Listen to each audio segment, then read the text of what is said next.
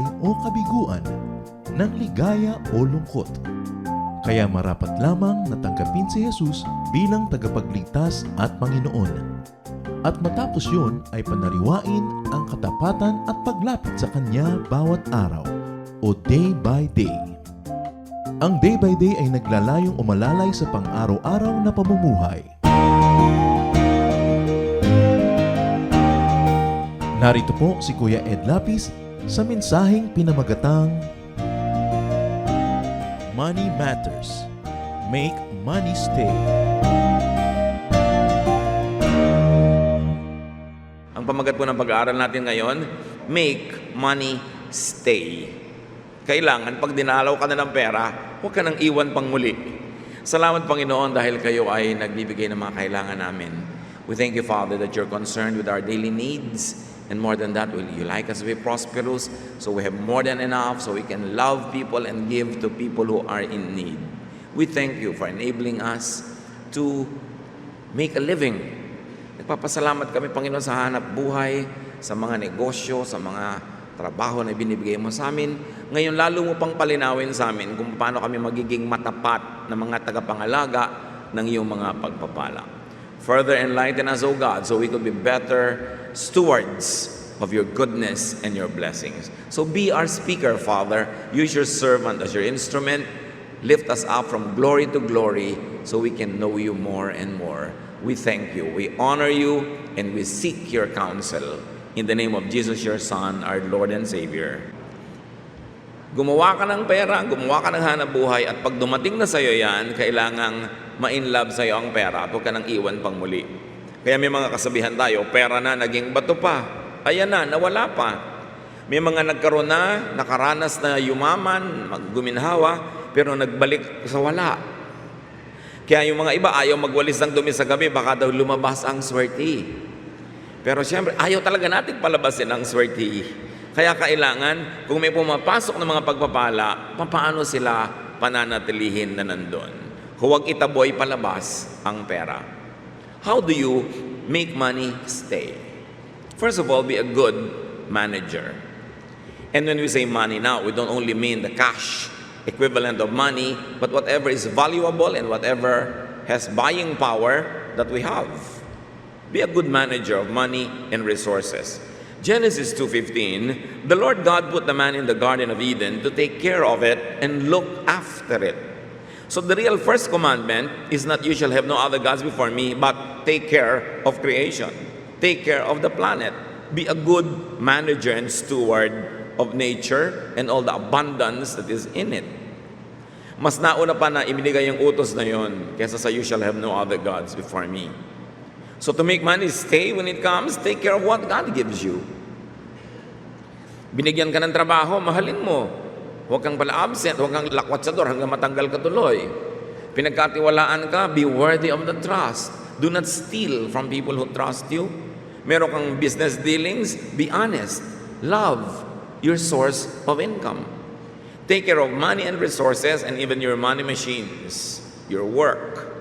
Do not act as more important than your livelihood. Kung meron po tayong trabaho, huwag yung parang mas mahalaga ka pa sa kanya. Pwede kang umabsent kung gusto mo, pwede mong baliwalain yung trabaho mo. Magpapakasikat ka, pag artista ka na at sikat ka na, hindi ka sisipot sa shooting dahil star ka naman. Hindi dapat ganon. Minamahal mo dapat yung source of your income. At yung mga employer mo, you may not always agree with your employer, but love them because they are the channels through which God blesses you. Yung mga dinadaanan ng pagpapala mula sa langit patungo sa iyo, lahat yon nililingon, tinatanaw, pinapahalagahan at iginagalang. Deuteronomy 10:14, everything belongs to the Lord your God, not only the earth and everything on it, but also the sky and the highest heavens. So, everything around us is God-owned. So yung bukid na ating sinasaka, yung dagat na pinangingisdaan, yung pinagtataniman, yung espasyong pinagtatrabahuhan, raw materials, sources of raw materials are all from God. Therefore, we're accountable to use them properly so that the blessings will be delighted with us and not leave us. Your land, labor, capital, even management, tools of production are all God-owned. Dapat meron tayong pananagutan. Psalm 50, 10 to 11. Every animal in the forest belongs to me, and so do the cattle on 1,000 hills. I know all the birds in the mountains, and every wild creature is in my care. So wala tayong pwedeng mahuli para kainin, palakihin para itinda. Wala tayong pwedeng palaguin, itanim para magbunga na hindi galing sa Diyos. Kasama na yung ating talent and skill. It's not only the materials outside of our bodies that are God-owned, but also all the talents that are in us are God-given. So do God's work. If you like blessings to fall in love with you, take care of the earth.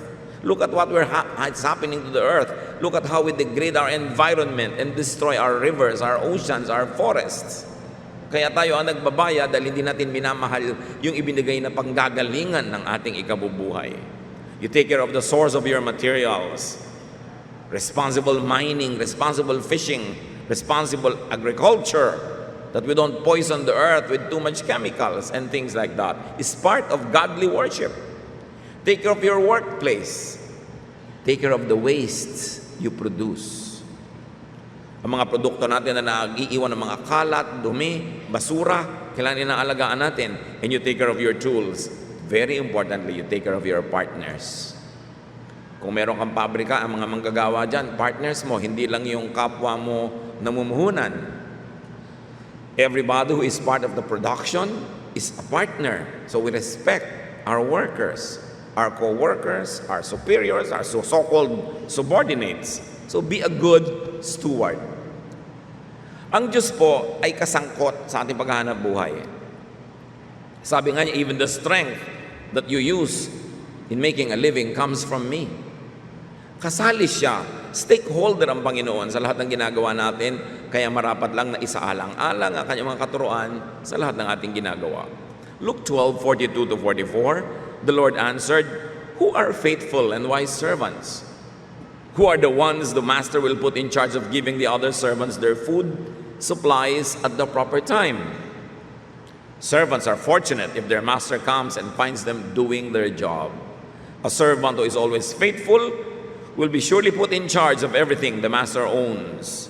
So there is the supermaster, God in heaven, and there are the so-called submasters on earth, managers, supervisors, who run the affairs of business. At sabi, sino daw ang pagpapalain ng Diyos? Yung abutan niya na matapat.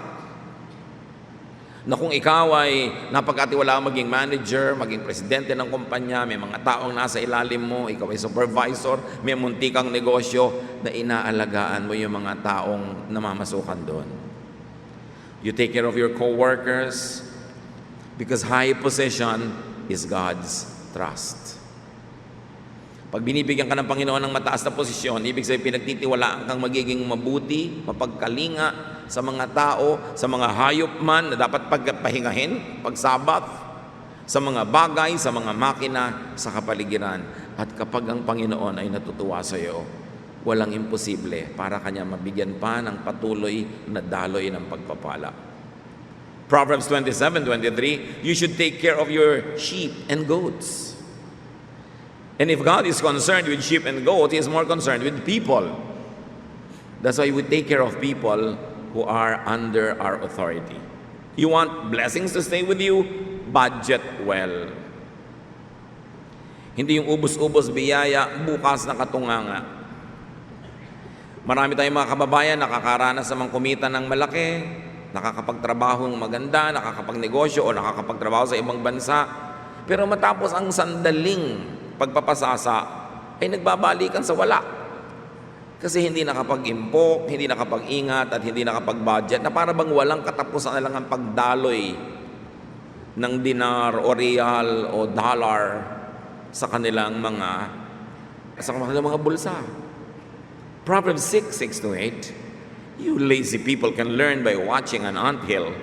Ants don't have leaders, but they store up food during harvest season. So there's wisdom in storing up what you need during times of plenty. Na sa panahon na kumikita ka, dapat meron kang iniimpok. Hindi mo kinakain lahat agad-agad. Budget your consumption. Especially if you don't have so much in storage. Proverbs 21:5, if you plan and work hard, you will have plenty. If you get in a hurry, you will end up poor. Ano po ang pinapahalaga ng Biblia dito? Yung pagsisikhay, pagsisikap ng dahan-dahan to earn your money in an honest way. Good, old-fashioned, honest labor. Not trying to get rich quick. Yung bigla-biglaan, isang buhos, gusto mo yumaman agad. Kaya marami mga tao ay sinasakripisyo ang kanilang espiritu, ang kanilang kaluluwa, para lang biglang yumaman. Pero maraming biglang yaman, biglang hirap din naman. The Bible is teaching us to budget your energy and resources. Dahan-dahan, huwag binibigla. Luke 14:28-30. Suppose one of you wants to build a tower. What is the first thing you will do? You won't sit down. Won't you sit down and figure out how much it will cost, and if you have enough money to pay for it? Otherwise, you will start building a tower, but not be able to finish. Then everyone who sees what is happening will laugh at you. They will say, you started building, but could not finish the job. Napakasimple naman ang logic dito. Bago ka magsimulang magpagawa ng bahay, ng kahit ano, tiyakin mo muna na meron kang sapat na pangtapos. Dahil baka bumitin sa kalagitnaan, yung mga naiingit-ingit sa'yo sa paligid, pagtatawanan ka ngayon. Napakahirap yung may OFW kang anak o asawa o magulang, kasi yung kapitbahay mo nagpagawa, maiinggit ka na, gusto mo na rin magpagawa. Anak, nagpapagawa na ang kapitbahay natin, kailangan magpagawa na rin tayo. So paggawa na ng paggawa, tapos sulat ng sulat, wala ng semento, wala ng bakal, magpapasweldo na, kailangan ng pera. Yun namang nasa abroad, swelduhan lang naman, hindi naman yun nanganganak ng pera. So anong gagawin pag may sobrang need na wala naman sa sweldo niya, ipanghungutang ngayon? Itong mga nasa Pilipinas, nagpapayabangan yung mga magkakapit-bahay. Makikita mo yan sa kalagitnaan ng bukid, may mansionic house. Bakit? Mga bahay na ang daming pinto, wala naman pinupuntahan.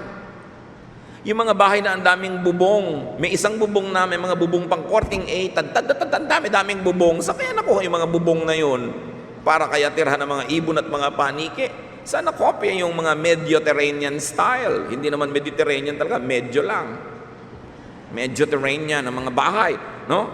Ay, may OFW din siguro. Ay, may OFW. Siguro ang anak nito marino. Siguro ang asawa nun nagtatrabaho sa ibang bansa. Kawawa naman sila paggawa ng kagagandang bahay dahil nagpapaligsahan tong mga nandito sa Pilipinas.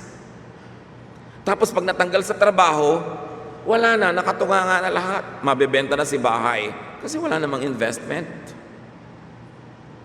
Gastos ang inaatupag, hindi kung paano kikita. Ay anak, meron ka na palang 300,000 pesos, pwede tayo magsimula ng maliit na negosyo. Hindi. Huy, may 300,000 ka na, makakabili na tayo ng second-hand kotse.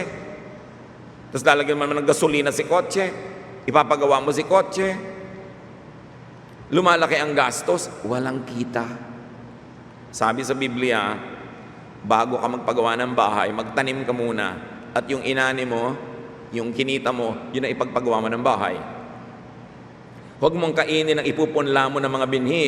Kailangang itanim mo yon at ang kainin mo yung bunga. Importante na mag-isip, magkaroon ka ng financial plan. Because if you don't have a financial plan in your life, you are actually planning to be miserable. So plan and budget, especially your major expenses. How else do you keep money? Avoid needless and foolish risks. Proverbs 22 verse 3, when you see trouble coming, don't be stupid and walk right into it. Be smart and hide. Pag nakakaamoy ka ng peligro, umiwas ka, lumayo. Lalo sa mga mamilis na kumita ng pera, huwag sobrang maghangad. Huwag tayong padaya sa kasakiman. Huwag tayong maging biktima ng ating kasakiman. Yung mga, alam mo, maghulog ka lang dito ng 1,000, sa Sabado magiging 1,200 na. Talaga? Ang laki naman ng kita? Too good to be true? If it's too good to be true, it's not true.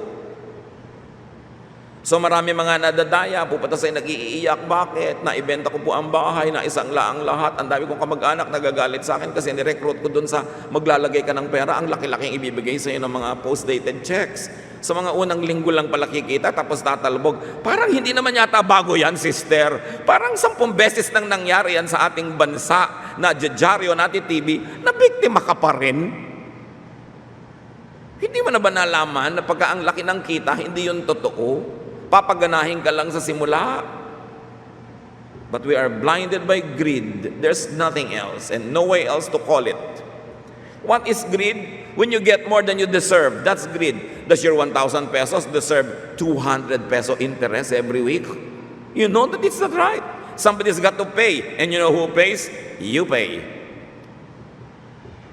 Kaya hindi mo malaman kung kakaawaan mo o papagalitan mo yung mga nabibiktima dito. Mabuti sana kung first time, nung panahon pa nila pula-po nangyari, yun, first time. Pero ang dami nang nangyari.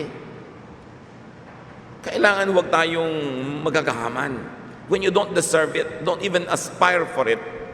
Because nature will have a way of getting it back and in a painful way. Hindi ko minamaliit yung pagdurusa ng mga nadaya. Pero huwag na tayong padaya pa muli. Pagtrabahuhan ang gusto ninyong maging income. Huwag yung easy money. There is no such thing. Somebody will always have to pay. Huwag gawing bato ang pera. Yun talaga yung pera na, naging bato pa. May savings ka na, ilalabas mo pa para invest ako ano-ano mga pyramid scam. Yun ang pera na, magiging bato pa.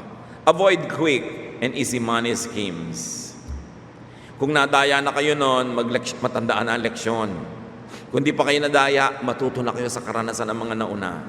Pag hindi nyo pinagsikapan, pinagtrabahuhan, huwag nyong nasain na ma-enjoy because there's something wrong with it. So, make your money stay with you. Don't be a guarantor. Ayaw nyong sumabit, ayaw nyong maghirap, ayaw nyong magbayad ng utang ng iba, huwag gagarantiya sa utang ng iba. Hindi ako may sabi ang Biblia. Proverbs 11:15. It's a dangerous thing to guarantee payment for someone's debts. Don't do it. Yung magiging co-maker kayo ng loan, guarantor kayo ng kung ano-ano. Pag hindi siya nakapagbayad, ako magbabayad. Pagka talaga hindi nakabayad yun, kayo magbabayad. Now, guarantee. It's okay to be a guarantor if you are willing to pay in case the person is not able.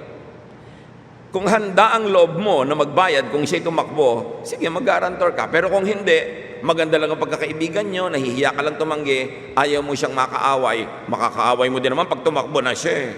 Hindi, mag-away na kayo sa simula pa lang, hindi ka nalugi. Magdaramdam pala sa'yo pagka nangyari yon, pero hindi mo pinirmahan ang kanyang pinapapirmahan na guarantor ka, magdaramdam, hayaan mo na magdamdam agad. Kesa umutang siya, hindi niya mabayaran, ikaw ngayon ang nagdaramdam.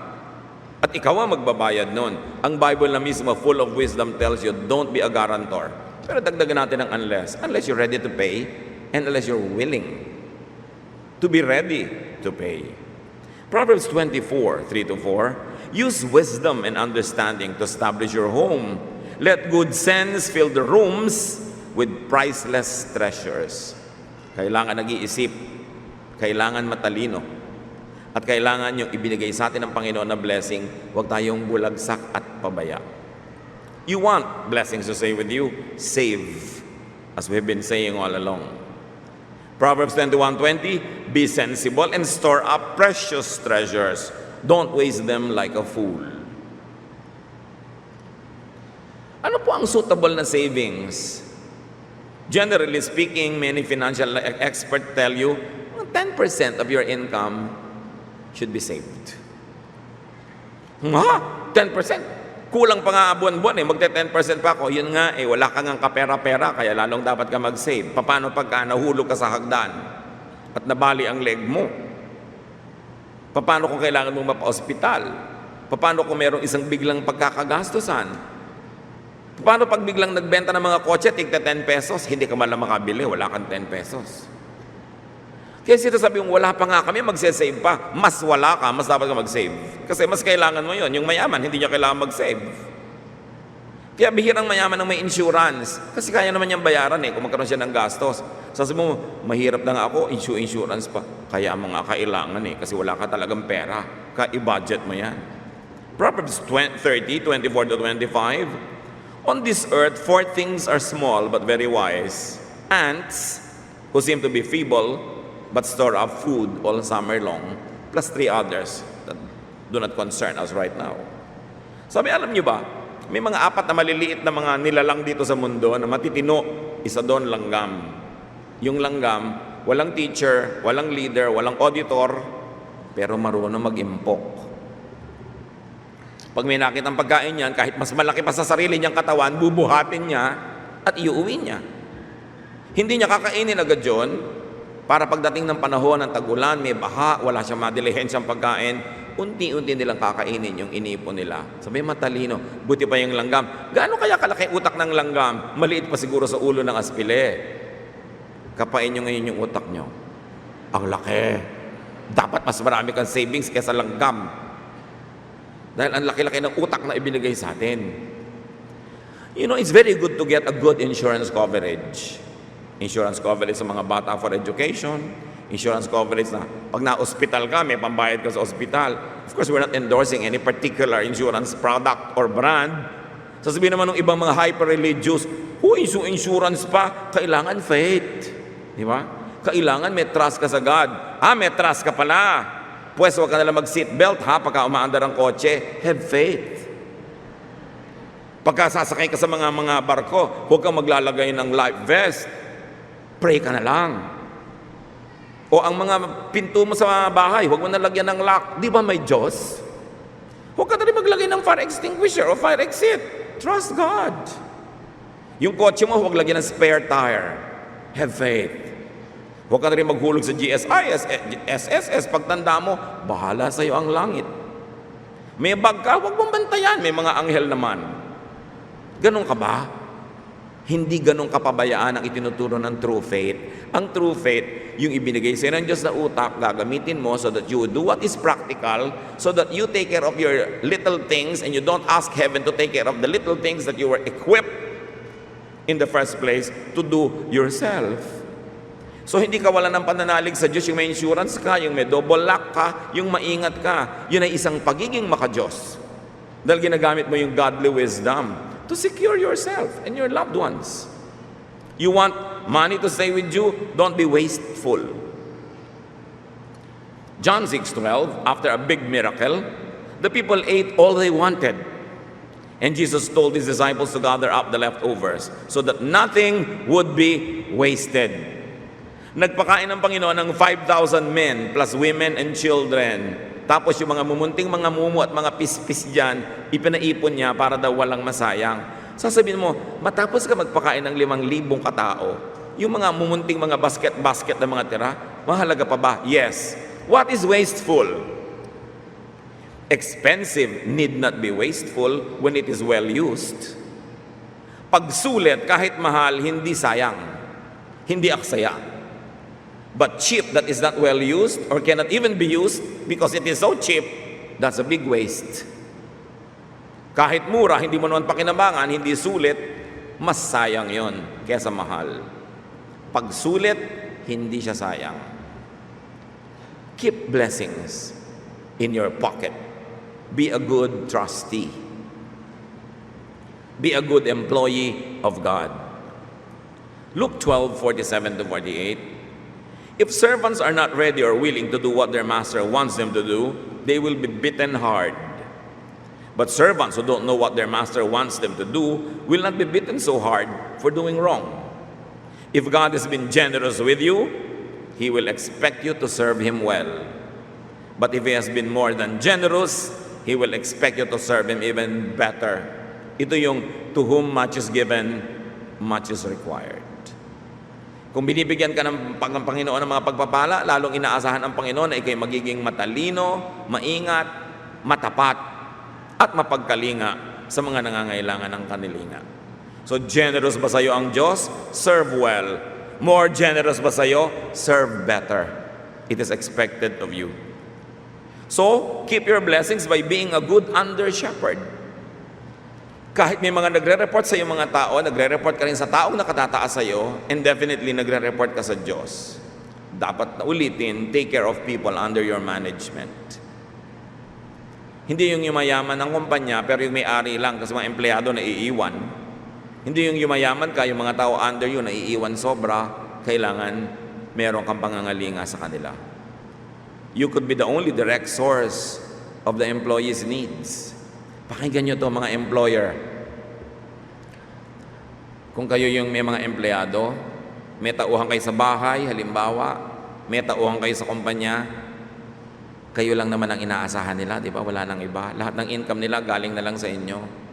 Lahat. Lahat ng kakainin ng anak nila, ng asawa, ng pamilya nila, lahat ng kanilang tutustusin, isusuot, ibabayad sa mga panggastos, galing sa inyo. So if you can afford, be more generous. Because you are the only source of their finances. If these people are working for you full-time, their salary is their only source of income, not only for them, but for their whole family. So be more generous.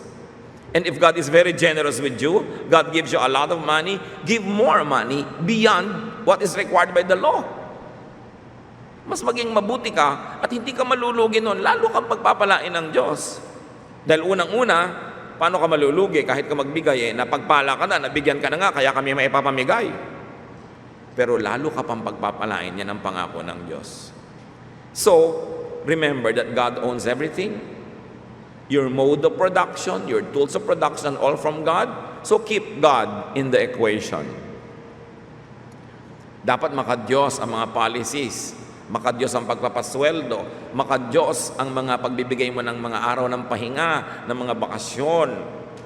Kung kaya mo naman na pag mga big important family holidays, pauwiin mo na lang mga household staff mo para sila ding mga pamilya magkakasama, kayo-kayo na lang ang sa bahay nyo. Para naman may time din sila sa pamilya nila.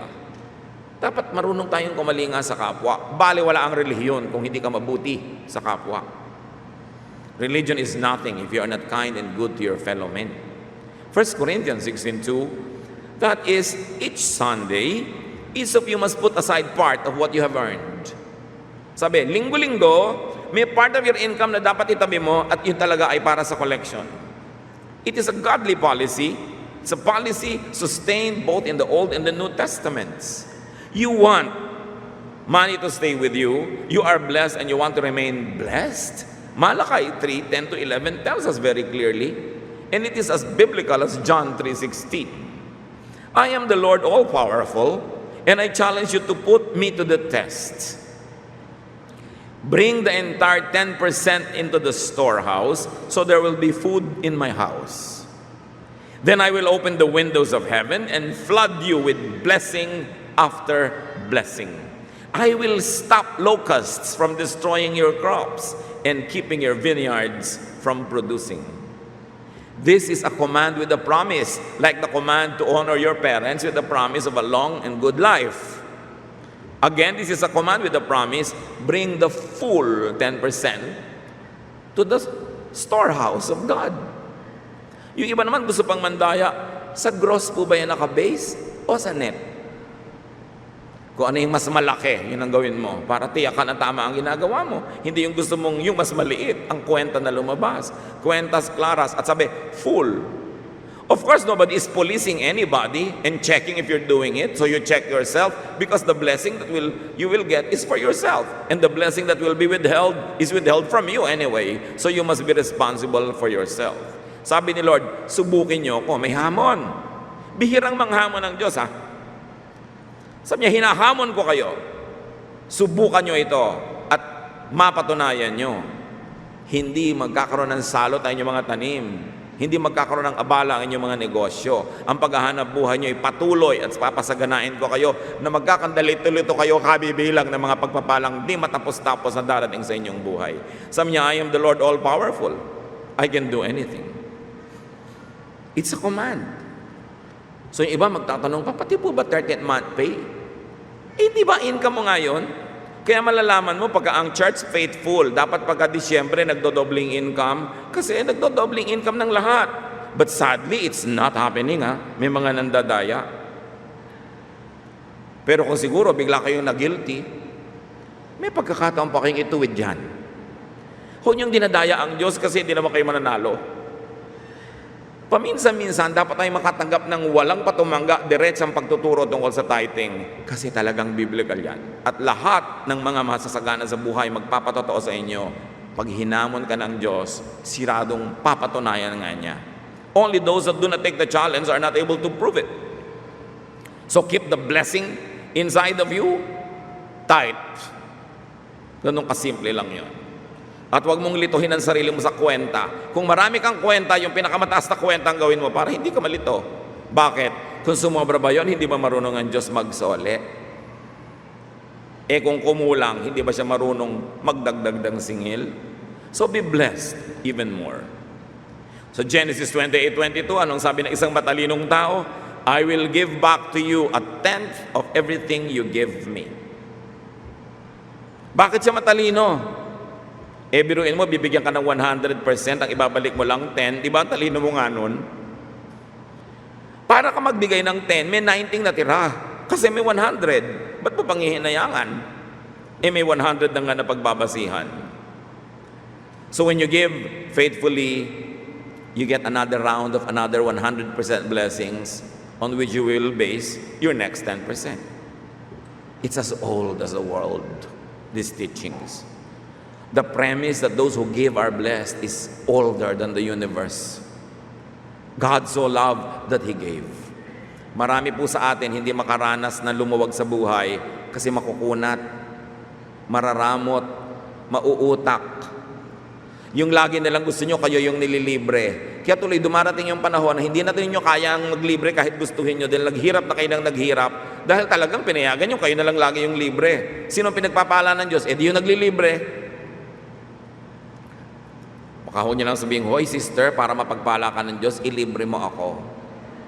Hindi ganun. Ano? Ang kausap natin dito, ikaw yung naglilibre, huwag nang sumama loob mo dahil pinagpapala ka naman. Pero yung nagpapalibre, hindi nyo ba gagawing ambisyon? Ni minsan na kayo naman yung maglibre sa kapwa nyo? O yung minsang naglibre, pangalawang beses naglibre, pangatlo, sa pang-apat, duty na niya, tungkulin na niya kayong ilibre. Na yung i-blow out yung unang tao, i-blow out yung pangalawang tao, ikaw gusto mo nakapila ka na, i-blow out ka na rin dahil na i-blow out yung iba. So, talagang idadagan mo na yung buhay mo at kasiyahan mo sa iba. We should not be like that. That is not godly. Ang makadyos na ugali, yung ayaw mong magpabigat. Yung nakakakita ka ng isang taong tumutulong sa kapwa, tutulungan mo siya para makatulong. Hindi yung ikaw sasabihin mo, ako rin tulungan mo. Bakit siya tinutulungan mo? That is ungodly. Pag gano'n ang ugali natin, hindi tayo tinatabla ng Espiritu ng Diyos. Ang gusto mo makalamang, makahingi, makadagan sa kapwa, imbes makatulong. We should make it our goal to be self-supporting. And unless you're too old or too young or too sick, you must be self-supporting. And you must make it your goal to earn more than what you need so you will have spared to give away to the too young, too old, or too sick. Napakahalaga na sa society natin ang lahat magkaroon ng responsibilidad. Hindi isang OFW, 10 tao ang umaasa. Hindi na siya makaahon-ahon, hindi na siya makauwi-uwi sa dami ng mga pananagutan. We should be more responsible so we will not only attract blessings, but we will keep blessings.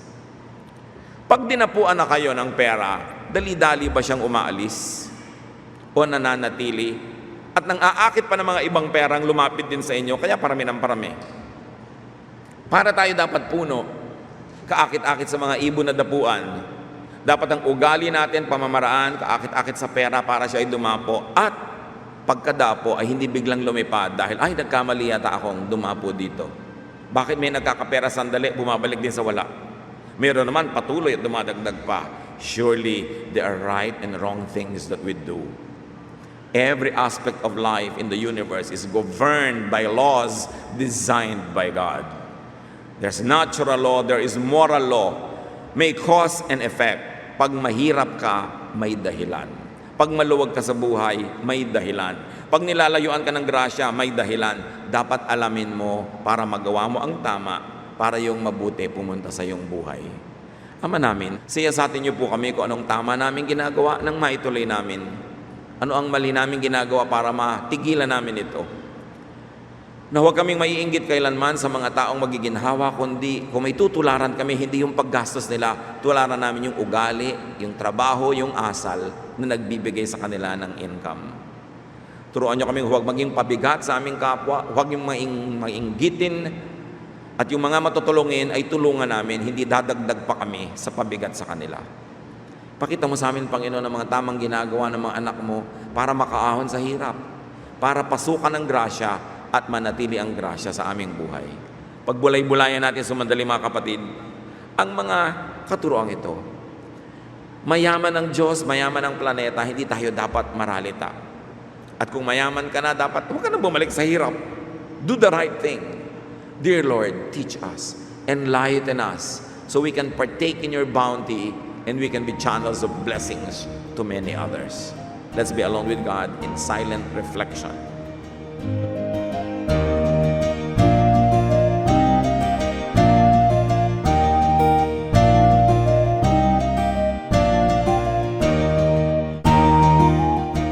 Ang katatapos pong mensahe ni Kuya Ed Lapid ay pinamagatang Money Matters. Make money stay.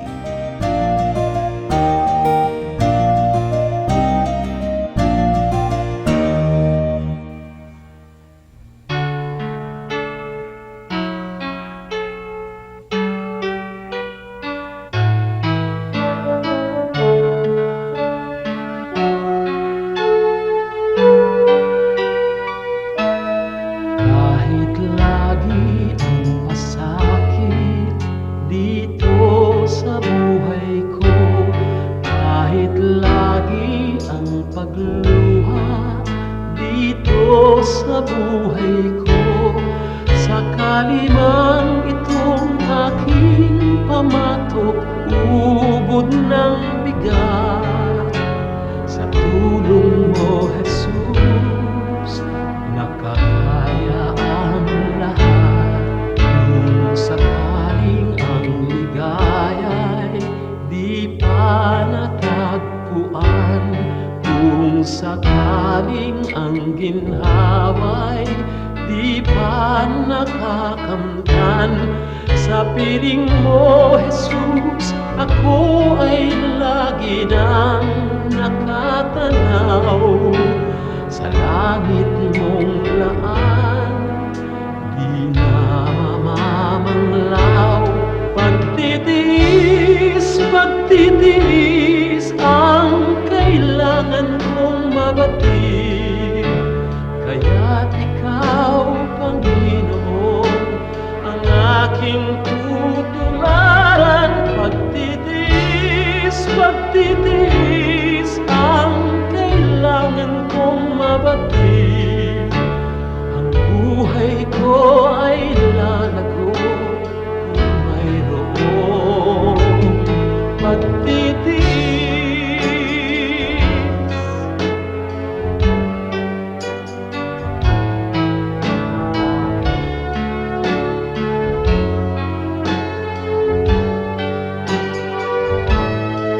Kung sakaling ang ligaya'y di pa natagpuan, kung sakaling ang ginhawa'y di pa nakakamtan, sa piling mo, Jesus, ako ay lagi nang nakatanaw sa langit mong laan, di na mamamanglaw. Pagtitiis ang kailangan kong mabatid, kaya't ikaw, Panginoon, ang aking tutularan. Pagtitiis ang kailangan kong mabatid, Espiritu ay lalago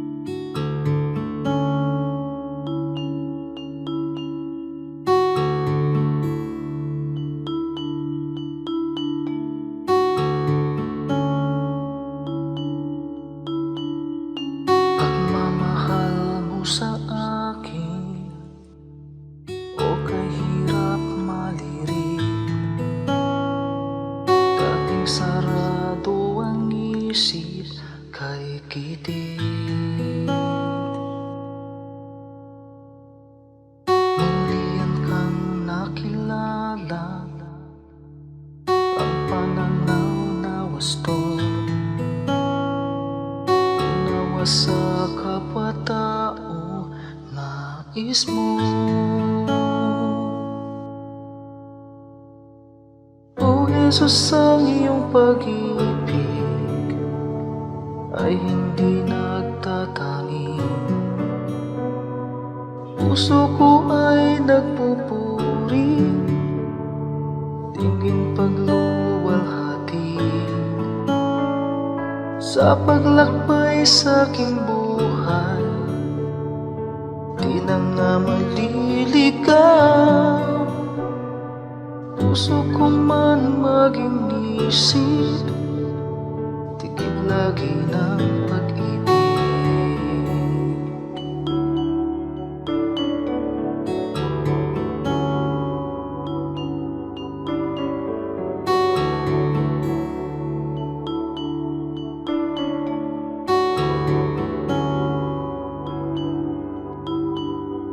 Kung ako'y magsalita man, wika ng bawat tao, kung pag-ibig ay wala, tila batingaw. Ang dalisay na pag-ibig ay mapagpahinuhod at hindi nga nagkukulang kailanman. O Jesus, ang iyong pag-ibig ay hindi nagtatangi. Puso ko ay nagpupuri, tingin pagluwalhati sa paglakbay sa aking buhay. Di na nga maliligaw, puso ko man maging isip, tigib lagi ng pag-ibig. O Jesus, ang iyong pag-ibig ay hindi nagtatangi. Puso ko ay nagpupuri, tingin pagluwalhati sa paglakbay sa aking buhay. Di na nga maliligaw, puso ko man maging isip, tigib lagi ng pag-ibig. Puso ko man maging isip, tigib lagi ng pag-ibig.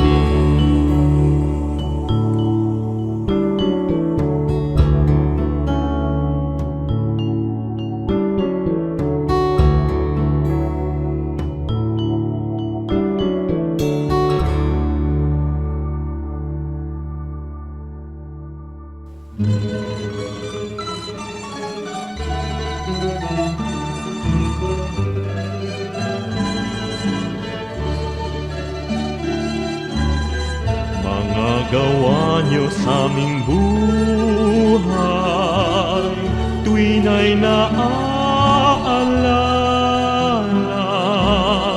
Kayo'y laging tapat na tunay, puno ng pagpapala. Salamat sala'y pinatawad, nilinis niyo, Diyos.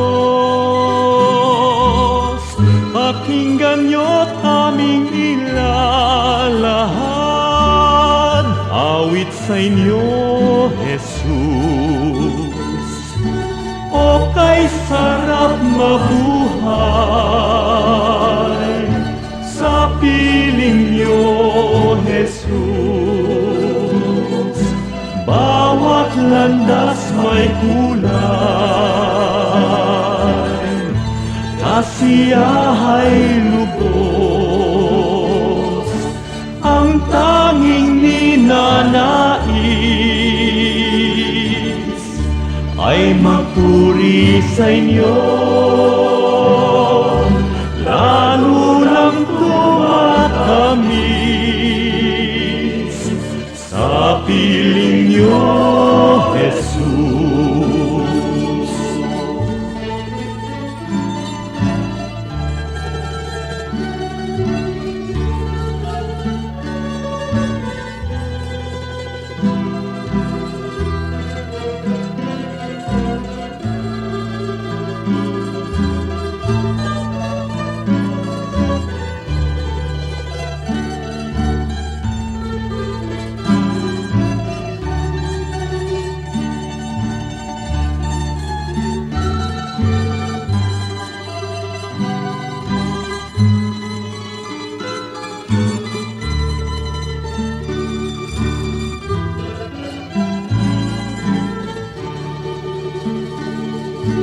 O kay sarap mabuhay sa piling niyo, Jesus. Bawat landas may kulay, kasiyahay lubos, ang tanging ninanais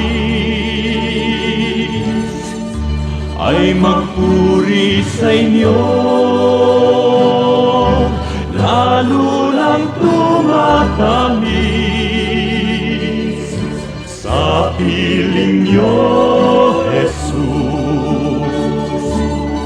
Bawat hakbang ay mayroong awit, bawat pintig ng puso, mga himig na makalangit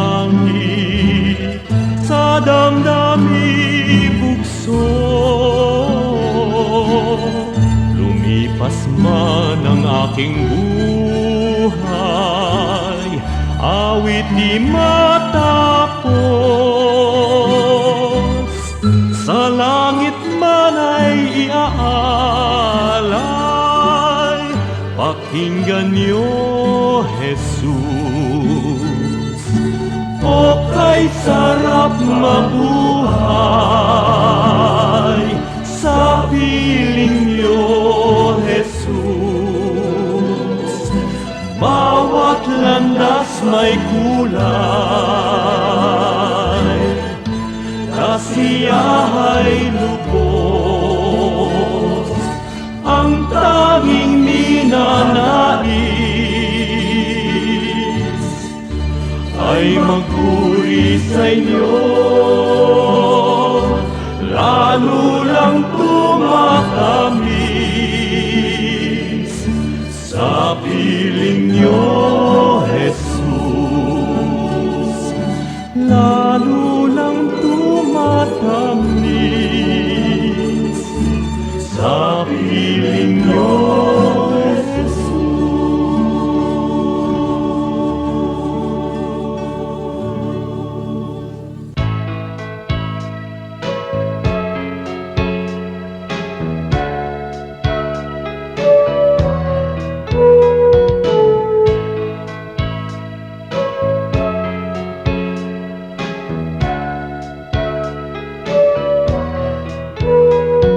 Ikaw ang aming nakikita sa kanilang mukha, kaya ang mabuting balita binabahagi sa mga dukha. Ngunit paano nilang masisilayan ang habag at pag-ibig mo kung hindi mapatutunayan sa aming patotoo? Kaya kung paano mo kami kinalingan, kung paano mo kami minahal, sa aming bunga ng pagtitiyaga at pagpapagal sa aming kilos, salita at damdamin. Maranasan nilang totoo ang kabutihang natutunan namin na nagmumula sa'yo.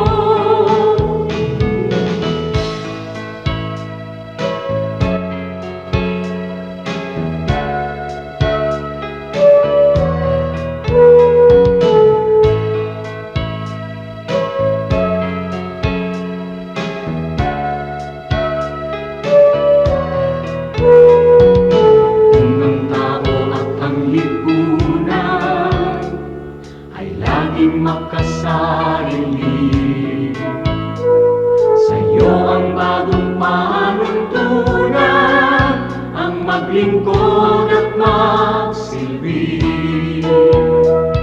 Ang aming pananampalataya patuloy mong palaluin, at sa iyong dakilang biyaya di ka namin bibiguin.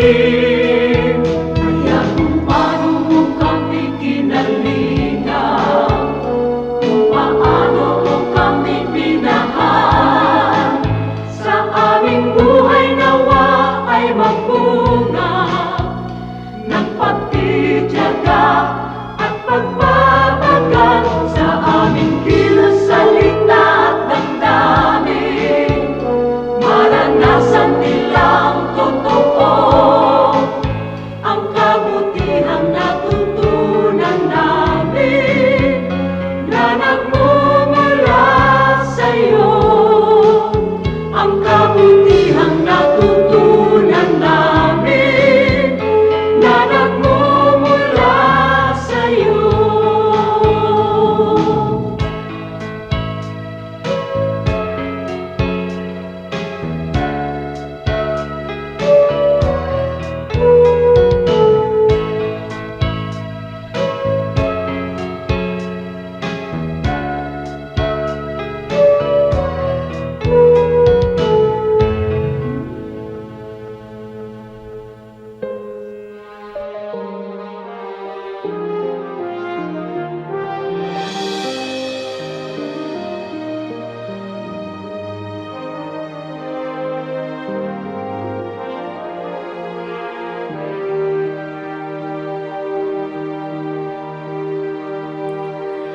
Di may hahambing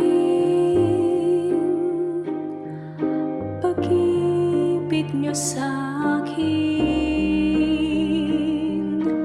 di may haling tulad ng wagas niyong pagtingin. Ang iyong pagmamahal sadyang walang hadlang, wala sa kalagayan at katayuan.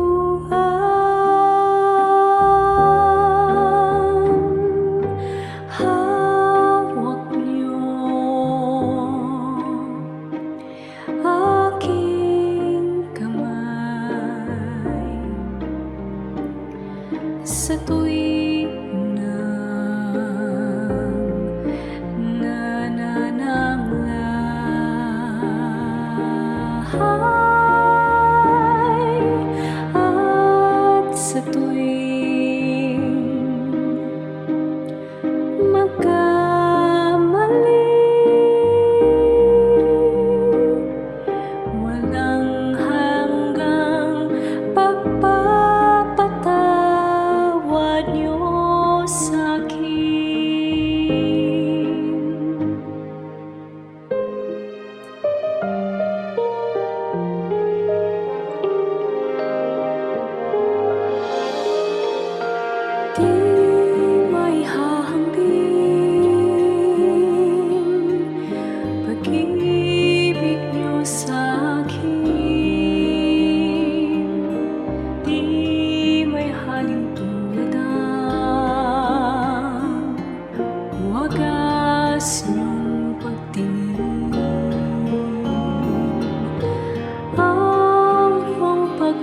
mahal, sadyang walang hadlang, wala sa kalagayanan, katayuan,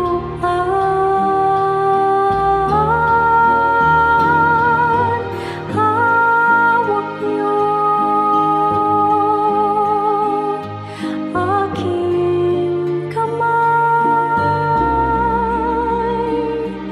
sa tuwing nananamlay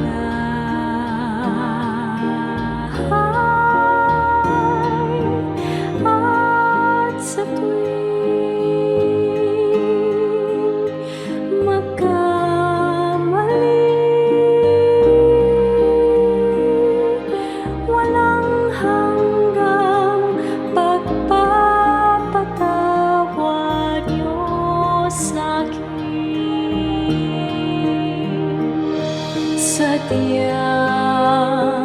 di mapigil ang kabutihan niyo, kahit tumigil pag-ikot ng mundo.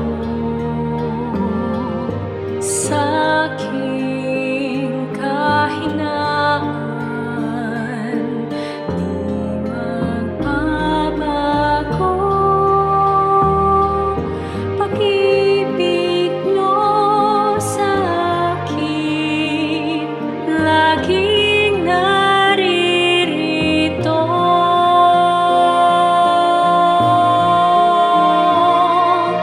Hawak niyo aking kamay sa tuwing nananamlay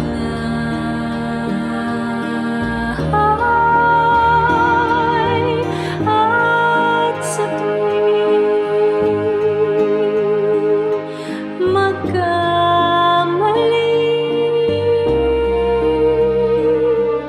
walang hanggang pagpapatawad niyo sa'kin. Hawak niyo aking kamay sa tuwing nananamlay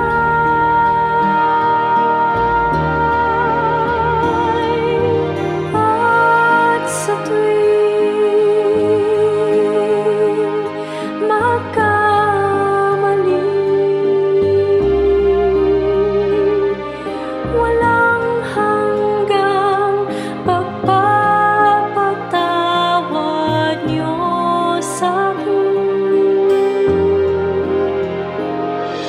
Walang hanggang pagpapatawad niyo sa'kin.